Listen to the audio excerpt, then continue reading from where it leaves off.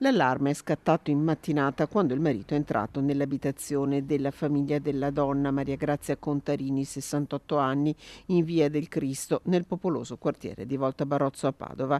In casa l'uomo ha trovato il corpo senza vita della moglie, una morte inspiegabile, tanto che sul posto sono arrivati i carabinieri del nucleo radiomobile di Padova che per tutta la mattina hanno condotto i rilievi.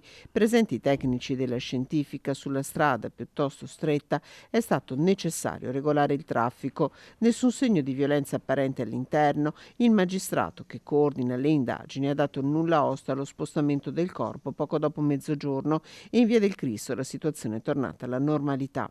I primi accertamenti eseguiti sembrerebbero escludere qualsiasi coinvolgimento di terzi e la morte sembrerebbe riconducibile a cause naturali.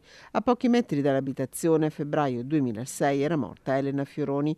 Aveva solo 31 anni la donna uccisa dal marito Gianluca Capuzzo, da cui si stava separando, una morte che ai primi soccorritori era parsa volontaria.